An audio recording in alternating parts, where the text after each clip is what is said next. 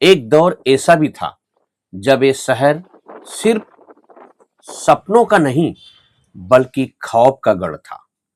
आज की चकाचौंध को देखकर शायद आप यकीन ना करें, मुंबई को पहले कौन चलाता था। मतलब 70 के दशक में ये जो मुंबई अभी इतनी रफ्तार से भाग रही है, उस समय इस मुंबई को कोई और कंट्रोल कर रहा था।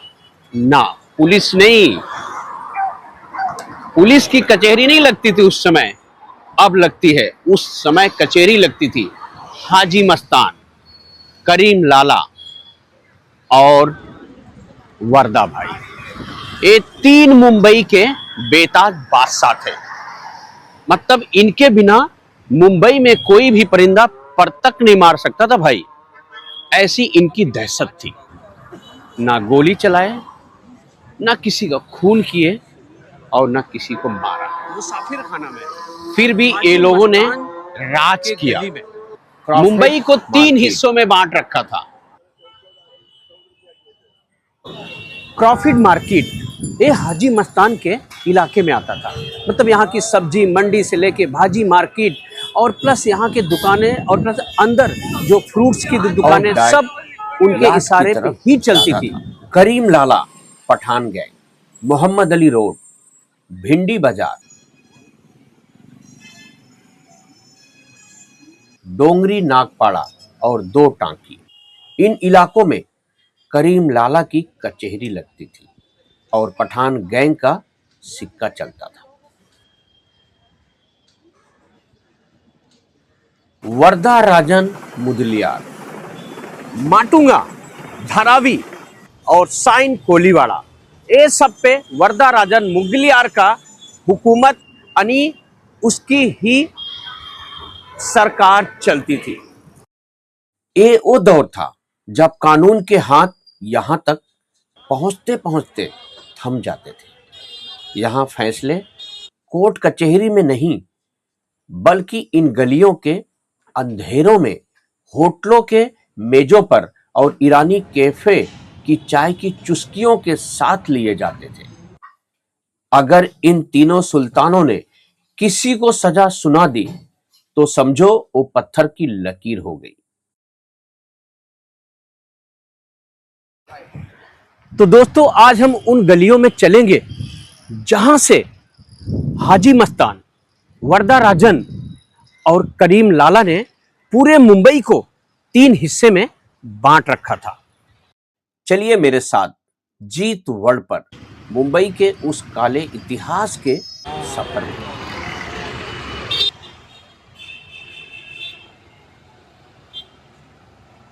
शुरुआत होती है एक कुली से। 1935 में तमिलनाडु से आया एक लड़का हाजी मस्तान अपने पिता के साथ आया और मुंबई पर राज करने लगा। मुसाफिर खाना के पास, दोस्तों यही है मुसाफिर खाना। ये हज के लिए है, जाने के लिए। क्रॉफिड मार्केट मुसाफिर खाना के पास। तो दोस्तों यही है क्रॉफिड मार्केट, यही मतलब हाजी मस्तान का पूरा इलाका, जो हिसाब से वो लोगों ने आपस में बांटा था कि भाई क्रॉफिड मार्केट, डकवर्थ, ये सब। तो यही उनका पूरा, यहाँ जो टावर, जो भी दुकानें दिख रही, सब हाजी मस्तान के इशारे पे चलती थी। उन्हीं का हर एक चीज यहाँ पे होता था। बादशाह, ये भी भाई 1905 का खुला हुआ है लोग का दुकान। उसके पापा की पंचर की दुकान थी। तो दोस्तों अभी मैं आया हूँ मुसाफिर खाना, हाजी मस्तान के गलियों में। देखो वो उनकी साइकिल की दुकान उधर थी और यह देखो यहाँ पे और भी हैं लोग। यहाँ भी साइकिल की दुकान थी, अब यहाँ पे बर्तन की आ गई है और बाद में ये सब उन्होंने खरीद लिया था दुकानें पूरी। मुसाफिर खाना, उस पे वो बैठने तो लगा पर उसका मन नहीं लगता था, क्योंकि उसे बड़ा आदमी बनना था। ये सबको पीछे छोड़ जाएगा, मेरी बात का ख्याल रखना। एक दिन ये लड़का कुछ बहुत बड़ा आदमी, बड़ी बड़ी गाड़ियों जब आते हुए देखता था तो उसका मन साइकिल पर काम करने में नहीं लगता था, गाड़ियों देखने में लगता था। अभी साइकिल की दुकानें यहाँ बंद हो गई हैं और अब लोग अलग अलग यहाँ पे दुकानें हैं, वरना उनका सब कुछ यहीं पे, हर एक चीज़ यहीं पे होता था, हज द मुसाफिर खाना के पास।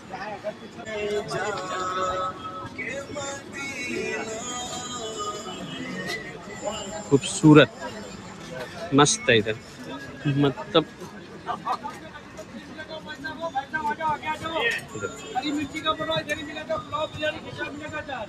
ये सब दुकानें भाई हाजी मस्तान की ही थी पूरी, जितना आप देख रहे हो इधर पूरा।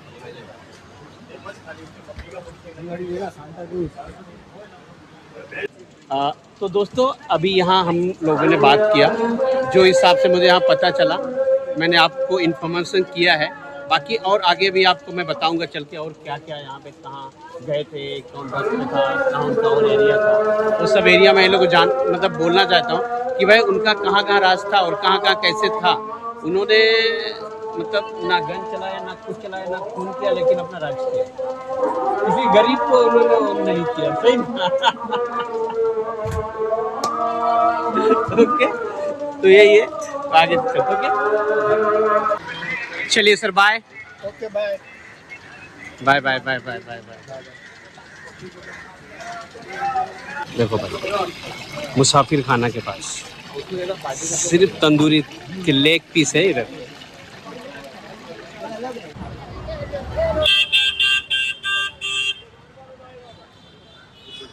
मतलब उसमें जो उतरते थे उनको देखता था, उनकी स्टाइल देखता था और उनको देखता था कि वो कैसे बड़े आदमी बने, और इसीलिए उसने अपने आप को एक मॉडिफाई किया।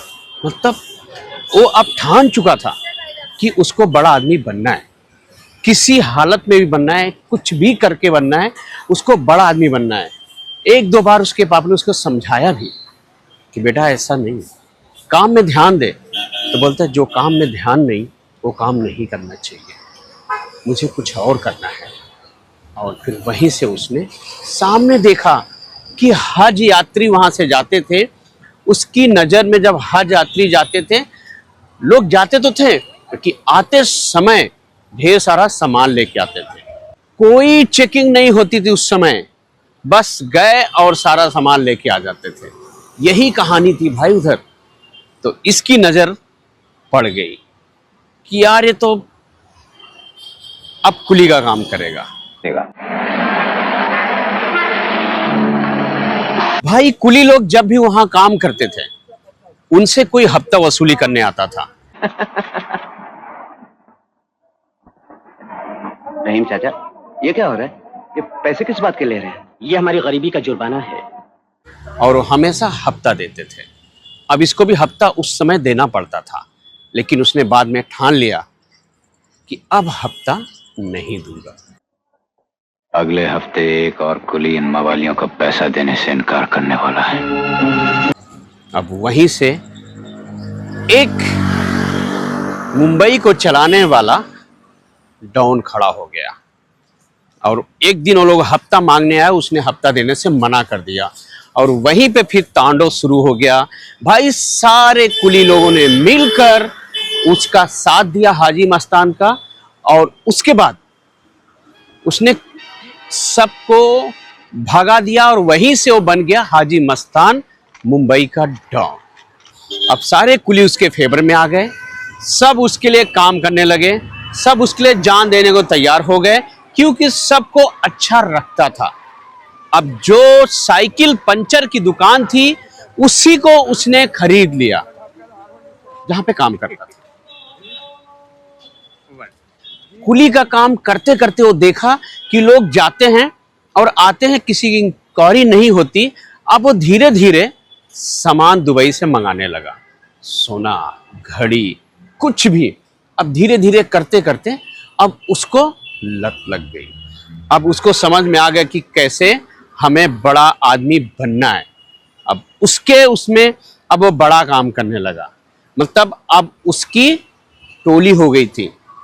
अफसरों से उसने अपना काम इतना अच्छा कर लिया कि अब अफसर भी उसको दोस्तों के नाम हाँ क्या करते, मना नहीं कर पाते, क्योंकि मुंह मांगी रकम देता था वो। गाड़ी चलाओ। उसके बाद उसका शुरू हुआ साम्राज्य।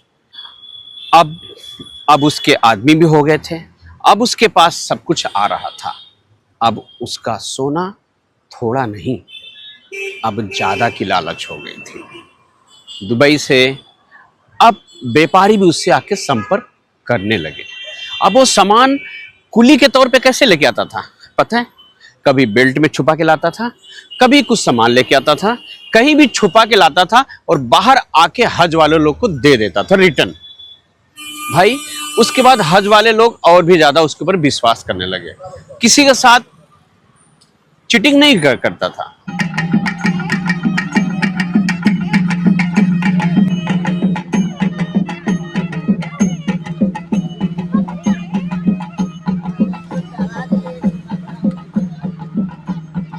दोस्तों इसी तरह समुंदर से हाजी मस्तान का काला सोना आता था।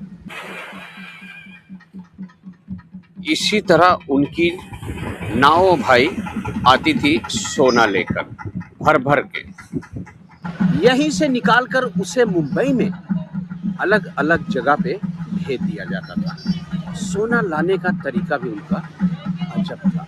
दोस्तों जब हाजी मस्तान की वाइट अम्बाला अगर समुंदर किनारे आ गई तो समझो भाई उनका बहुत बड़ा सोना आने वाला है।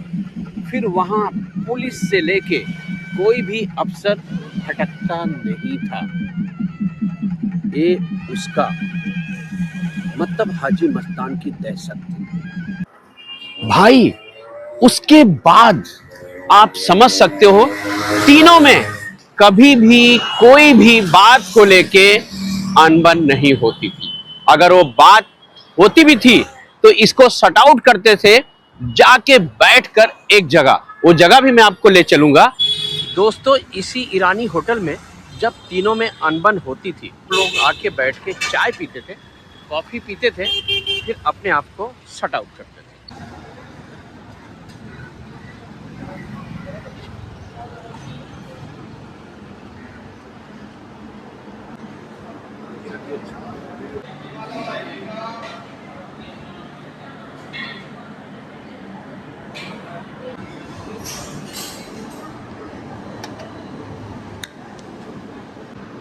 तो दोस्तों ये ईरानी होटल में ही बैठ के वो लोग कीमा पाव खाते थे। मतलब कीमा पाव के बहुत शौकीन थे।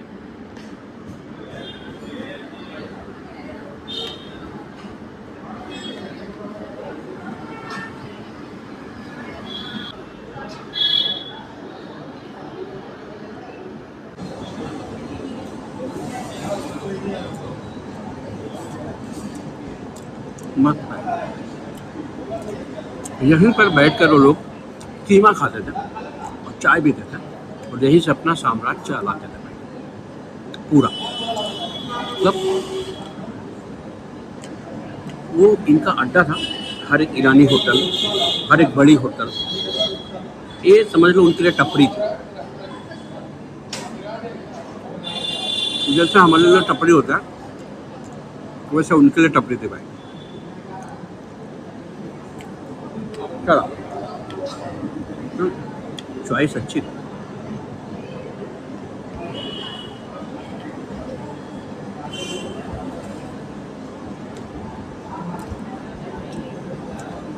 जब भी उनके अंदर मतभेद होता था इसी टेबल पे आके बैठकर वो लोग चाय कीमा पाव खाकर अपने मन मुटाव को खत्म करते थे। भाई गोलियों से नहीं प्यार से आपस में चलाते थे। इसीलिए तो तीनों मुंबई पे राज कर रहे थे आज। दोस्तों समय चाहे क्यों ना बीत गया, 1970 छोड़ के 2026 आ गया, लेकिन यहाँ की दीवारों ने वो सब सुना है जो 1960, 1970, 1980 में यहाँ पे डील हुई। उनका राज चलता रहा। ये होटलें गवाह है, ये टेबल गवाह है।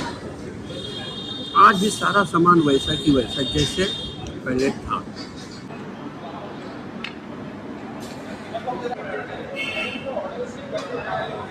दोस्तों यही वो चाय है। तो दोस्तों यही वो चाय है जिसे पीकर यहाँ पे तीनों पूरे मुंबई को चलाने का षड्यंत्र रचते हैं, मतलब प्लानिंग करते हैं। साथ में अगर कोई बात बिगड़ जाए तो उसे यहाँ पे आके सही भी करते हैं, और अच्छी हो जाए तो उसके लिए और अच्छी प्लानिंग करते हैं। मतलब सब कुछ इसी एरिया से चलता था भाई, हर एक चीज। चाय की चुस्की लेते लेते सारे कांड कर देते थे वो भाई।